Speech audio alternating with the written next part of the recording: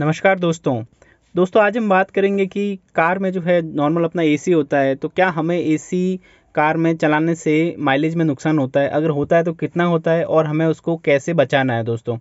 तो ऑब्वियसली जब कार में अगर अपन को बैठते हैं, गर्मी लगती है, तो एक तरीका अपनी होता है कि हम खिड़कियाँ खोल दें या फिर एसी चला दें। दोस्तों कई बार लोग सोचते हैं कि हमारा पेट्रोल या डीजल ज़्यादा जलेगा और हम खिड़कियाँ खोल के जो है ठंडक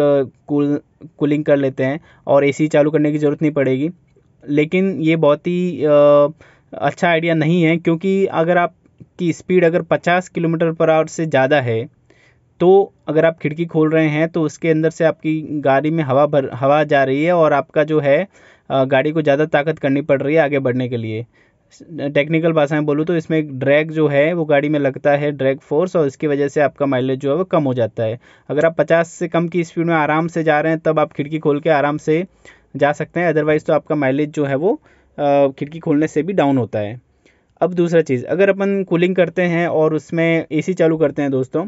तो इसमें एक ख़ास बात आपको ये ध्यान रखनी है कि एसी का जो ये स्पीड, फ़ैन का जो ब्लोअर स्पीड बोलते हैं इसको, 0 1 2 3 4 जैसे आप देख पा रहे हैं इसमें, तो इसमें ब्लोअर स्पीड आप जितना ज़्यादा करेंगे उतना आपको जो है वो कूलिंग ज़्यादा होता है और आपका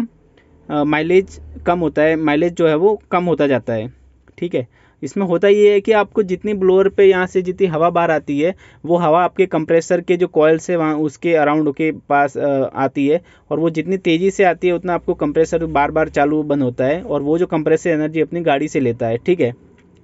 तो इसके बचने का एक तरीका ये है कि आपका ये वाला जो नॉब है दोस्तों, इसमें ये दो मोड होते हैं। अगर आप ये पहला मोड ये है कि आपकी जो हवा है वो गाड़ी के अंदर की ही हवा अंदर ही सर्कुलेट होगी, मतलब जो कूल हवा है, आप एसी से अंदर की हवा को कूल कर रहे हैं, वहीं कूलिंग वाली हवा जो है वो कंप्रेसर के आसपास जाएगी और वापस वहीं अपन को कूलिंग वाली हवा मिलेगी।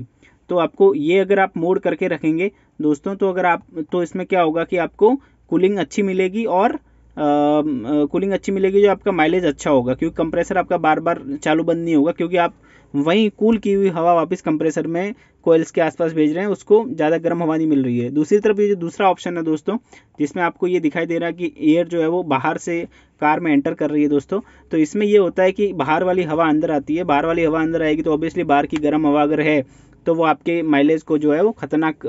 अफेक्ट करेगी, क्योंकि कंप्रेसर को ज़्यादा काम करना पड़ेगा उसको कूल करने में दोस्तों। तो ध्यान रखना, ये वाला जो आपका मोड है वो हमेशा इसको नॉब को यहाँ करके रखना है। आजकल गाड़ी में जो ऑटो एसीज आते हैं बटन, वो आपको अगर आप ऑटो एसी मोड पे है तो वो लगा के ये ध्यान रखना है कि ये जो नॉब है आप ये वाला एक्टिवेट करके रखें कि आपका जो एयर सर्कुलेशन है वो अंदर ही अंदर होना चाहिए दोस्तों।